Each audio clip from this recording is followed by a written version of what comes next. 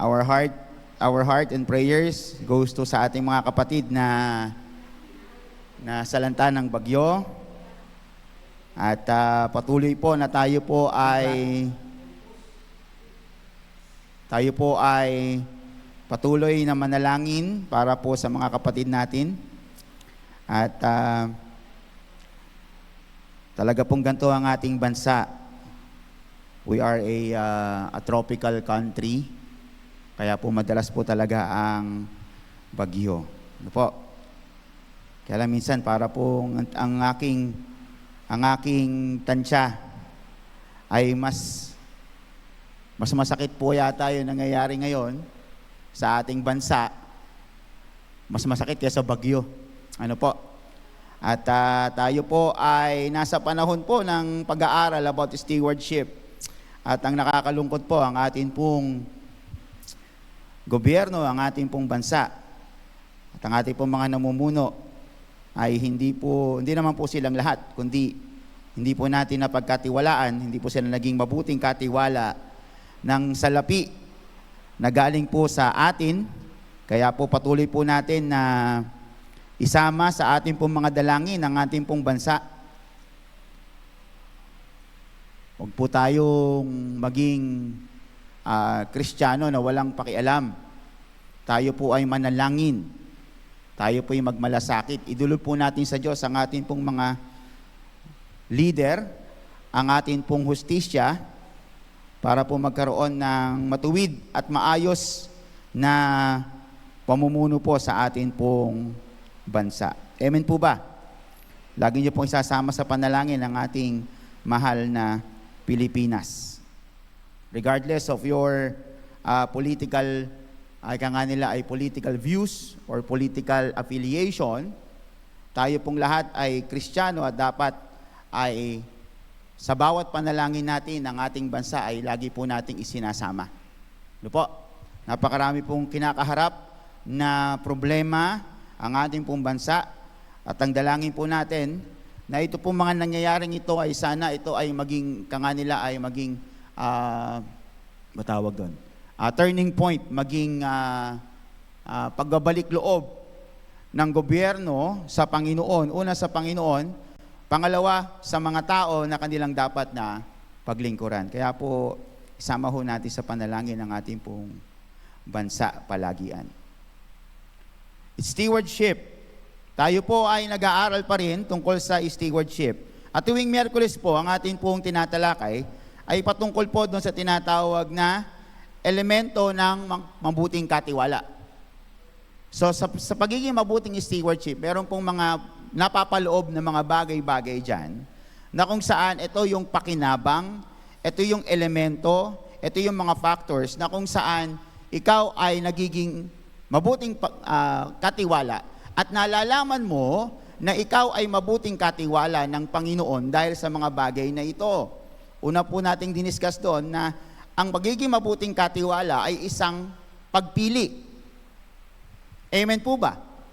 Na pinipili mo ang mabuting bagay kaysa sa hindi mabuting bagay. Mas pinipili mo na kapag ikaw ay binigyan ng nila ay pagpapala ng Panginoon, ikaw ay binigyan niya ng tinatawag na mga bagay na under your management, ay ikaw ay nagiging mabuting katiwala dahil lagi mong pinipili na siya ay bigyan ng kaluguran. Sa iyong pera, sa iyong pamilya, sa iyong ari-arian, malagi mong pinipili na siya ay bigyan ng kaluwalhatian sa pamamagitan ng pagtulong at pagbibigay. Ano po? Nung nakaraang linggo po, ang sabi ng ating butihing pastor, na ang pagiging mabuting katiwala ay ang pagkakaroon ng kaisipan at pagkakaroon ng kasiguraduhan na lahat ng bagay ay hindi ka magkukulang. Completeness. Ikaw ay kumpleto. Ano po?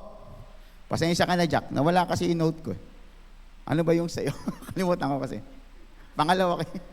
Una ako, pangalawa ka. Nawala yung note ko, hinahanap ko na sa mo yun. Ano yung sa'yo? Kalimutan ni Jack. Alalahanin nyo nga po dahil mas magaling po kayo sa amin. Dahil kayo ang mga nakikinig. Ano po? Tinake down ko na ho yun. Nakalimutan ko. Saan ko na ilagay. Ano po yung kay Jaconessa? Ano po? Sige po, bibigyan po ni Jack ng 1,000 ang makasasagot. Meron ho ba? Ano po yan? Cheerfulness. Ayan. Pag sinabi yun natin cheerfulness, ay ikaw ay masaya ang iyong puso. Meron o wala, ikaw ay masaya. Masaya po ba kapag meron? Ano po sagot? Masaya po ba kahit wala? Yun, malakas pa rin. Okay. Ang tanong, meron po ba kayo o wala? Pera o bayong? Wala. Depende sa laman po ng bayong. Ang stewardship po, ang pagiging mabuting katiwala ay laging pagpili. At ang dalangin po namin, lagi niyong pinipili na maging mabuting katiwala ng Panginoon. Ang mabuting katiwala ay dapat meron kang cheerful heart. Hindi yung kapag nagbigay ka, 20 na nga lang yung binigay mo, nakasimangot ka pa. Ano po, wala akong masama sa 20. Po, pero kung 20 na lang, nakangiti ka na dapat. Paano pa pagka 20 million? O 20 million? Lalo na kung 20 billion. Ano po? Which is atin pong pag-aaralan ngayon. And of course, sabi ho natin nakaraang linggo, stewardship, kapag ikaw ay naging mabuting katiwala, ikaw ay laging kumpleto.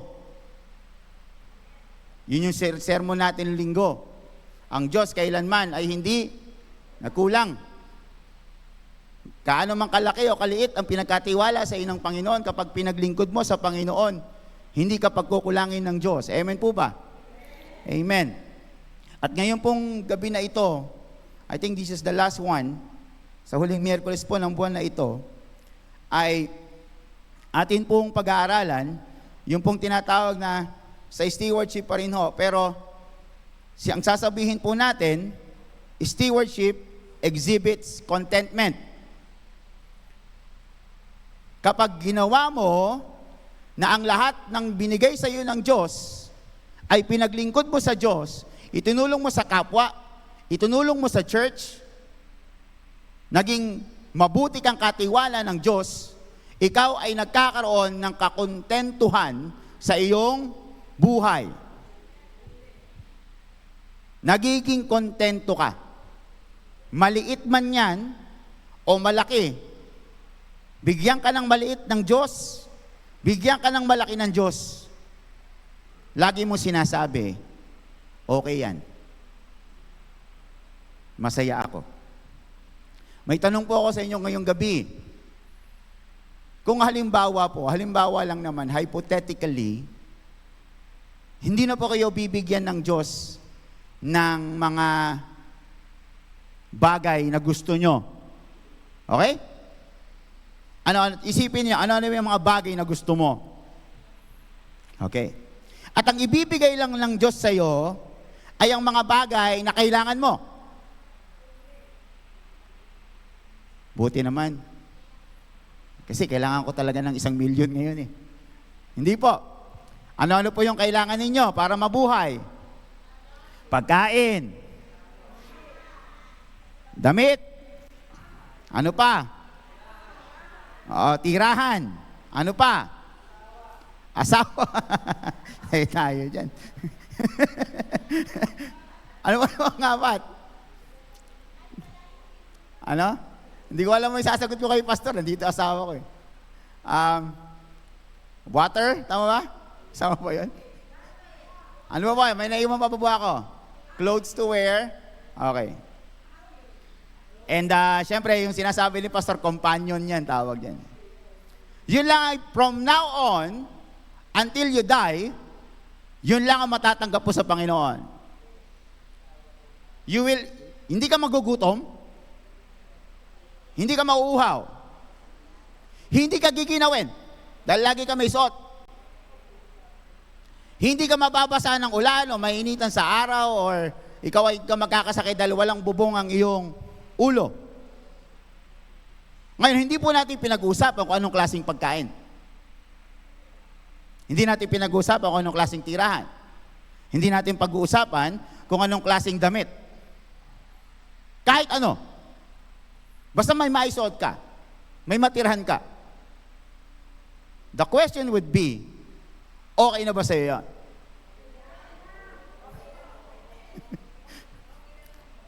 Ha? Alam niyo po yung mga malakas loob sumagot? Yung mga matatanda. Opo. Kasi matanda na sila eh. Madali silang sumagot. Bakit? Kahit bigyan mo silang lechon, hindi nila makain ng lechon. Kahit bigyan mo sila ng napalaking bahay, ayaw nila ng malaking bahay. Bakit? Mahirap linisin. Nanay Tarsig, tama ho ba? Ang gusto nila, eto ko, eto higaan ko, eto kusina, eto ang CR. Ayan. Lahat yan, isang hakbang lang, yun lang. Ganun lang kalaking bahay ang gusto ko. Pagdating naman sa damit, yung mga matatanda, kahit ibilan mo yan sa SM, Louis Vuitton, ano ba, damit ba yung Louis Vuitton? Gucci, Prada, o kung ano man po yan. Lahat ng magagandang damit, signatured, kahit ibili mo yan, ano pa rin ang susuot niyan? Duster. Ano po? Ngayon, struggle lang po yung tanong ko kanina na sagutin sa mga katulad natin na nagpapamilya, na nangangarap pa, na mahaba pa ang takbuhin niya at karera niya sa kanyang buhay, at ang gusto pa niya ay magkaroon ng malaking bahay. Walang masama doon. Maraming pagkain at mga masasarap na pagkain. Gusto niya na magkaroon ng damit na hindi lang basta damit, kundi damit na pwede niyang iparada. I think we can all agree that contentment is a rare commodity. Ang kakontentuhan ay isang bagay na madalang ng maranasan. Dito nga po, sabi natin, yung mga matatanda na lang ang nakapagsasabi nun. Lalong-lalo na ho, dito sa larawang ito, and I think you can all relate to this picture. Amen po ba? Wala, yan lang ho ang nakita ko kasi baka masyado kayo ma-stress ngayong gabi. Gusto pa akong idagdagdag yung ilaw,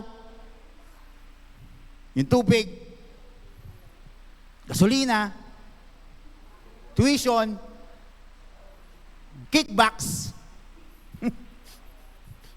Ano? Kaso lang po, baka masyado kayong magalit. But we know that because of our economy at sa patuloy na pagtaas ng presyo, ay mahirap po ang maging kontento. Dahil mahirap ang buhay. Kailangan magsikap. Kailangan magtrabaho. Ngunit ang kalooban po ng Diyos sa atin na sa lahat po ng ating pong tinatanggap, sa lahat po ng atin pong nagiging pagpapala mula sa Diyos, sa lahat ng pinagkatiwala ng Diyos sa atin upang ating pamahalaan, ang gusto niya, tayo ay kontento. Kapag ikaw ay nagiging mabuting katiwala ng biyaya ng Diyos sa buhay mo, ang balik nun ay kakontentuhan. If you are not contented, tama ho ba yung English ko? If you are not contented, kung hindi ka kontento sa buhay mo, ngayon, you have to look in the mirror and ask the Lord, nagiging mabuti ba talaga ang katiwala ng Diyos o hindi? Dahil gaano mang kalaki o kaliit ang ating pong tinatanggap mula sa Panginoon. Ang katotohanan ay dapat nakapagbibigay ng kakontentuhan sa iyo ang lahat ng ito. Ang tanong po natin, saan po ba tayo dapat makontento? Paano po ba tayo dapat makontento sa lahat ng ibinibigay ng Diyos sa atin? At bakit po ba tayo dapat makontento bilang mabuting katiwala ng ating Panginoon? Tayo pong lahat ay tumayo para po sa pagbasa ng kanya pong mga salita ngayon pong gabi. Sabi yung 2 Corinthians 9:9-15, tulad ng nasusulat, siya ay masaganang nagbibigay sa mga dukha, ang kanyang kabutihan ay walang hanggan. Ang Diyos na nagbibigay ng bihing itatanim at ang tinapay na makakain ng siya rin nagbibigay sa inyo ng binhi, ang nagpapalago nito upang magbunga ng sagana ang inyong kabutihang loob. Pasasaganahin niya kayo sa lahat ng bagay upang mas marami ang inyong matulungan. Sa gayon, lalong darami ang magpapasalamat sa Diyos dahil sa inyong tulong na dadalhin namin sa kanila. Ang paglilingkod ninyo upang tumulong sa mga kapatid ay hindi lamang makakatugon sa kanilang pangangailangan, kundi magiging dahilan pa ng nag-uumapaw na pagkapasalamat nila sa Diyos. Ang bukas palad ninyong pagbibigay sa kanila at ang lahat ng inyo'y nagpapatunay ng patapat ninyong sinusunod ang magandang balita ni Kristo. Dahil dyan, magpupuri sila sa Diyos, kaya't buong pagmamahal nila kayong ipapanalangin dahil sa di masukat na kagandahang loob ng Diyos sa inyo. Salamat dahil sa inyong sa kanyang kagandahang loob na walang kapantay. Tayo po yung manalangin naming Diyos, kami po ay mag-aaral ng iyo pong mga salita, mangusap ka po sa amin, kami po ay makikinig. Sa pangalan ni Jesus, Amen. Makakaupo na po tayo. Ang una po nating puntos, ang sabi ho ng ating pong binasa, that we have to be content in God's provision. Tayo po dapat ay makontento sa pagsusupply sa atin ng Panginoon. Makontento tayo na ang ating Diyos ay nagbibigay ng ating mga pangangailangan. Ang sabi ho ng verse 9-11, tulad ng nasusulat, siya'y masaganang, pakibasa nga po mga kapatid.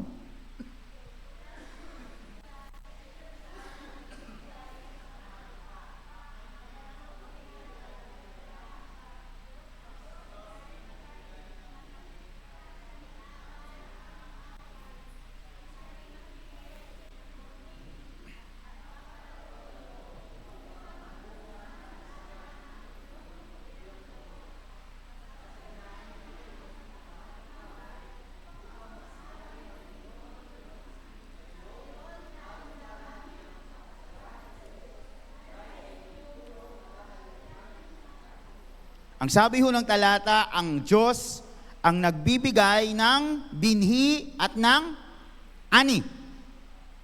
Siya ang nagbibigay sa atin ng buto na ating itatanim at pagkatapos ng mga ilang araw, ito ay tutubo at ating aanihin. Ang lahat po ng ating pong mga tinatanggap, lahat po ng ating pong mga tinatawag na money generating income. Lahat po na yun mga kapatid, ang Diyos po ang nagbigay. Amen po ba? Bakit ka may pera ngayon? Bakit ka may pambayad ngayon? Bakit ka may pambili ng pagkain ngayon? Sapagkat binigyan ka ng binhi ng Panginoon, yun ay trabaho. Yun ay kakayahan. Yun ay lakas.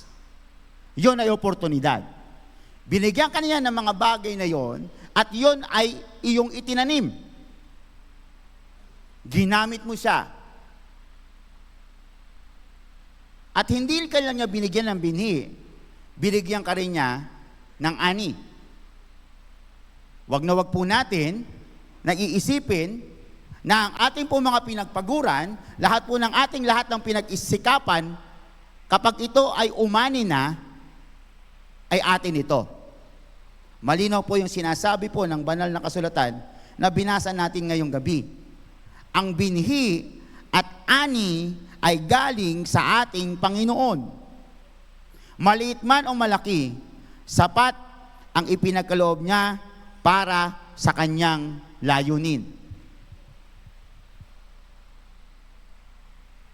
Malaki man o maliit, sapat ang ipinagkaloob ng Diyos para sa kanyang layunin.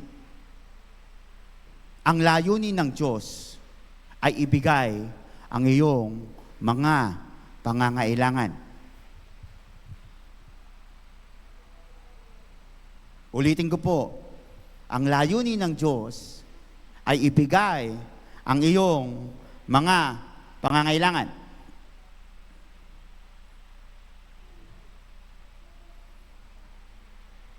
Sinabi na ho natin kung ano yung mga pangangailangan. Pagkain, maiinom,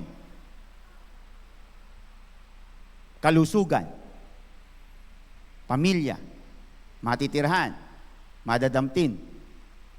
Lahat ng iyon ay iyong pangangailangan. Alam niyo po bang pinangako ng Diyos sa inyo yan? Ano ang sabi ng Panginoon? Seek first the kingdom of God and His righteousness, and all these things shall be added unto you. Ano po yung all these things na yon? Pag binasa ho natin yung konteksto na yon, doon po natin makikita, huwag kayong mag-alala sa inyong makakain, sa inyong dadamtin. Sabi niya, kita nyo naman ang ibon, lipad lang ng lipad. Hindi naghahasik o nag-iipon. Hindi nagtatrabaho yan. Ngunit pinapakain ng Panginoon, binubuhay ng Panginoon. Ang kanyang layunin ay ibigay ang ating mga pangangailangan. The very reason why we are discontent, we are unsatisfied with our life is because we always thought that God will always give what we want and not just what we need. Isa pong malaking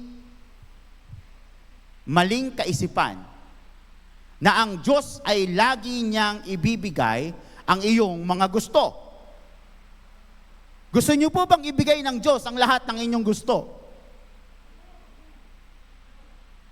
Sigurado po kayo.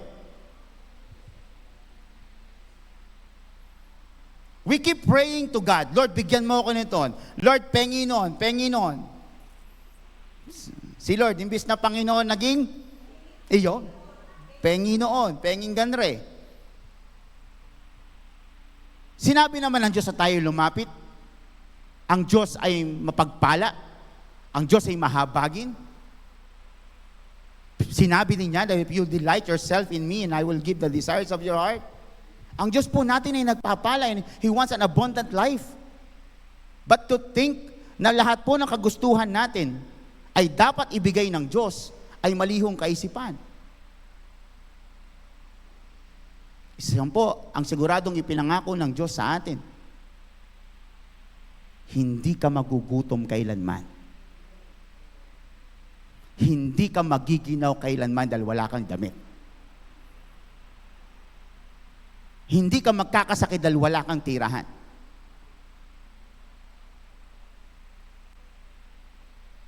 Ngayon,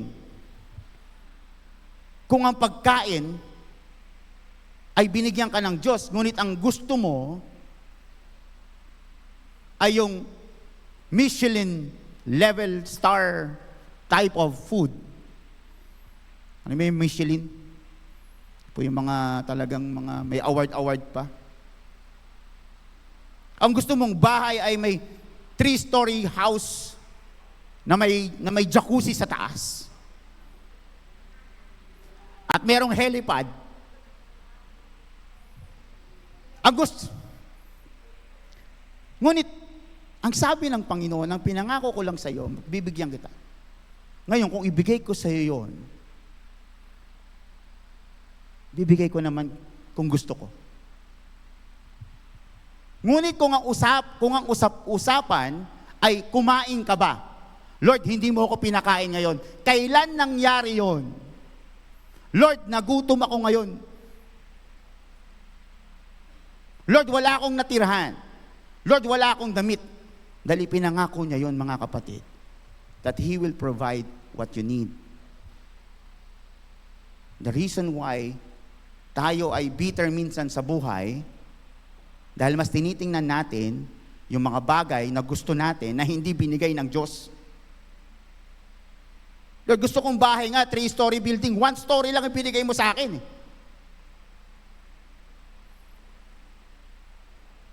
Ang sabi ng Panginoon, di ba? May bubong ba yung bahay mo? Meron naman, Pastor. Meron naman, Lord. Kaya lang gusto ko 3 palapag nga eh. Hindi ko naman pinangako sa iyo yun eh. Yun ay galing lang sa aking habag at awa sa iyo kung ibibigay ko man. Ngunit kung hindi kita binigyan ng bahay, ikaw ay aking anak. Ikaw ay Kristiyano at nagsuko ng buhay sa akin. Ngunit ngayon ay wala kang matirhan.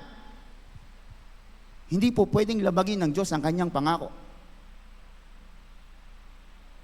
Lord, talbos, tuyo, tinapa, dilis, itlog na pula, bagoong. Wala na bang sasarap dyan? Masarap pala yung sinabi ko na yan. Ano ba magandang ilustrasyon dito? Ang hirap po sa area, lahat po ng pagkain sa inyo masarap. Ibahin natin ang illustration. Huwag na pagkain. Ano po? Hindi ka nasarapan sa iyong pagkain. Dahil ito lang. Ang tanong, pag kinain mo ba yan, mabubusog ka? Mga anak, pag kinain nyo ba ang talbos, sinawsaw nyo sa bagoong, mga kabataan dito, at kumuha ka ng kanin na mainit, sinubo mo, sinasabi mo bang, ay, gutom ako. Ganun ba? Lord, hindi mo ako pinakain. Hindi, ayaw mo lang ng pagkain. Kaya hindi ka kontento dahil ayaw mo ng pagkain na binibigay ng Lord sa iyo. Bakit ba lahat ng kumakain sa magandang restaurant na napakasarap ng pagkain at puro karne? Pero yung kumakain doon sa bahay kubo, na simple lang ang pagkain, pareho ba silang masaya? Yes. Eh bakit ikaw, pag yun kinakain mo, hindi ka masaya? You're not contented. Ang Diyos ang nagbibigay sa atin ng ating mga pangangailangan. Ang Diyos din ang nagbibigay sa atin ng lahat ng bagay na ito. Ano po ang sabi natin? Ang tapat na katiwala ay hindi nagrereklamo. Amen po ba? O ano pong, mga kabataan, anong reklamo niyo sa ulam ngayong gabi? Ang mga nanay, sabihin niyo sa akin, anong reklamo? Anong reklamo? Kung nagreklamo ang iyong anak, sabihin mo, sabi ni pastor, sabi ng Diyos, huwag kang magrereklamo. Kaya bukas ang ulam natin ay talbos. Amen. Kundi nagtitiwala dahil alam ng Diyos ang kanyang pangangailangan. Kagaya po mga kapatid ng Israelita doon sa disyerto nung sila po'y naglalakbay. Araw-araw ibinibigay ng Diyos ang kanilang pangangailangan. Araw-araw. Ang bilin sa kanila ng Panginoon, kung ano lang kailangan mo ngayon, yun lang ang iyong kukunin. Buti na lang mga kapatid, hindi Pilipino ang nandyan. Pag nagbaksak ng mana ng tinapay, yung Pilipino, ano? Mga taga-garay lahat yan. Balutin mo ako. Tayo po ang unang mamamatay dyan. Tayo po ang unang di susunod. God will provide every day. Yung bukas. Mahirap lang po itong sinasabi ko. And I'm training myself. Mahirap lang po sinasabi ko. Sapat ang Diyos ngayon. Yung bukas, ang sabi ng Panginoon, hayaan mo maproblema yung bukas. Kung sapat ang Diyos ngayon, bukas sapat ang Diyos ngayon. Kung kumain ka ngayon, maniwala ka, kakain ka uli bukas. Huwag yung kumakain na kayo ngayon, ang sinusunod mong isipin, ano kaya pagkain bukas? Ka lang mag-alala doon, di mo nga alam kung buhay ka pa bukas eh. Di ba? Amen po ba? God will always provide. Pangalawa po, we are contented in generous service. O ang pagiging kontento ay kung saan siya ay galantig magbigay. Ang sabi ho doon, 2 Corinthians 9:9-11, ang paglilingkod ninyo upang tumulong sa mga kapatid ay hindi lamang nakatutugon sa kanilang pangangailangan, kundi nagiging dahilan ng pag-umapaw na pasasalamat nila sa Diyos. Ang bukas palad ninyong pagbibigay sa kanila at sa lahat, ang siyang nagpapatunay ng patapat ninyong sinusunod ang magandang balita ni Kristo, dahil dyan, nagpupuri sila sa Diyos. Ang sabi po natin, hindi sinusukat sa laki ng halaga, kundi sa katapatan ng ating puso. Tingnan niyo po yung picture na to, mga kapatid. Tuwing meron pong sakuna, lumalabas ang tunay na laman ng puso ng lahat ng tao. Let's go back 5 years ago. Pandemic, COVID-19. I want to ask you a question. Lahat po tayo apektado. Lahat po tayo ay nasalanta. Lahat ng trabaho ay apektado. Ang tanong, naging pagpapala ka pa rin ba sa iba? Kung naging pagpapala ka pa rin sa iba, that means you have a generous heart.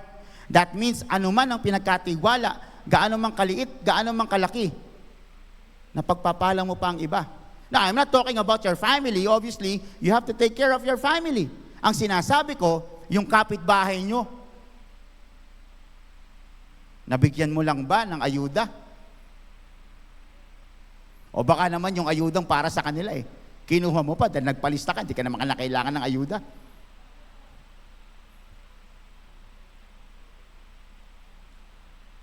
Nakapagbigay po ba ang ating iglesia sa mga nangangailangan ng pandemic? Amen po ba? Amen. Alam niyo po bang pwede namang hawakan na ng church yung pera na nandito sa kanya? Sapagkat hindi po natin alam kung ano mangyayari sa atin ng pandemic. Hindi po natin alam kung mamamatay na ba ang aking katabi o mabubuhay pa ba tayo, babalik na ba ang Panginoon. Pwede naman nating hawakan yung pera na yon at pag naging normal na ang lahat, may pera tayong lahat. No. But people decided to share. Why? Dahil yun ay paglilingkod sa pamamagitan ng pagbibigay. Ang kakontentuhan po ay nasa katapatan ng iyong puso. Kapag ikaw ay gipit na, pero nagbibigay ka pa rin, ibig sabihin ng kontento ka sa buhay mo. Kapag ikaw ay stress na rin, ngunit kailangan ng tulong ng iyong kapwa at tinulungan mo pa rin, ibig sabihin ng kontento ka sa buhay mo. Pambili ko sana to ng pang-Jollibee ko sana ito ngayon, sapagkat nagtrabaho ako ng isang buwan at gusto kong i-treat ang aking sarili. Ngunit may nagkasakit sa church at kinakailangang tumulong sa tao na yon. Kaya yung aking pang Jollibee na Chicken Joy 99 sa McDo ba yun or sa Jollibee, ay naibigay ko pa. Pero binigay mo. It means kontento ka sa buhay mo. Mag-Jollibee ako, hindi. Okay lang yon, mga anak ko, makinig kayo mabuti. Para sa inyo to. May Jollibee yung wala, kontento dapat kayo. Amen ba? Ayun, amen. Nice one, Bojoy. Yeah? May Jollibee yung wala, kontento dapat. A content heart is a generous heart. Sabihin nyo nga po, a content heart is a generous heart. Pangatlo po mga kapatid, at po tayo magtatapos. Contentment or being content in God's glory. Kontento ka sa lahat ng binibigay ng Diyos sa iyo kapag ang gusto mo sa lahat ng iyong natatanggap ay bigyan ng kaluwalhatian, ay hindi ang iyong sarili, kundi ang Diyos. Pag yun ang una mong iniisip, yun ang iyong mentality, that means you are content. Sabi doon, kaya't buong pagmamahal nila kayong ipinapanalangin dahil sa di masukat na kagandahang loob ng Diyos sa inyo. Salamat sa Diyos dahil sa kanyang kaloob na walang kapantay. Ang kanilang pagtulong, yung pagtulong na kanilang ginagawa, ay nakapagbibigay ng kaluwalhatian sa Diyos, hindi sa kanilang sarili.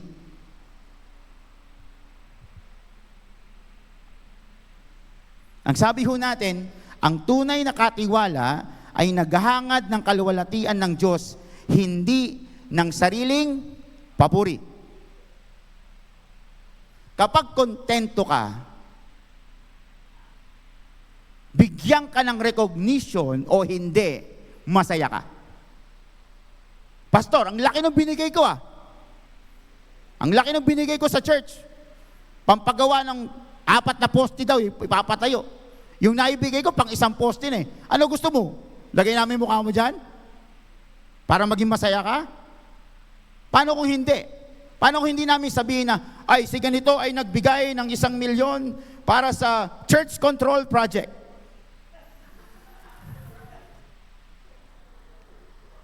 Paano kung hindi namin sabihin yun, nakamatayan mo na? Paano kung hindi ka namin bigyan ng plaque? Paano kung hindi namin patayon dito, palakpakan ka namin?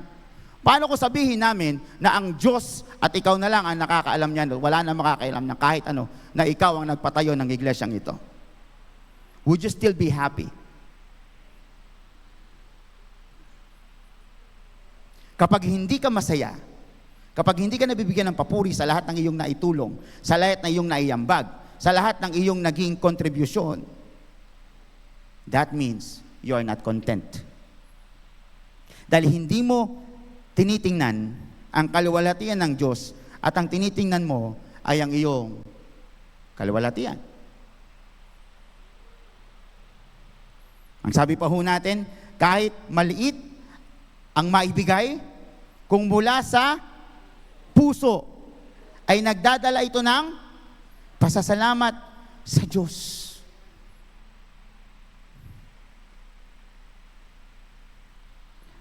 Kahit maliit, ito ay nagbibigay ng pasasalamat sa Diyos. Naalala po natin yung bata na nagbigay ng 2.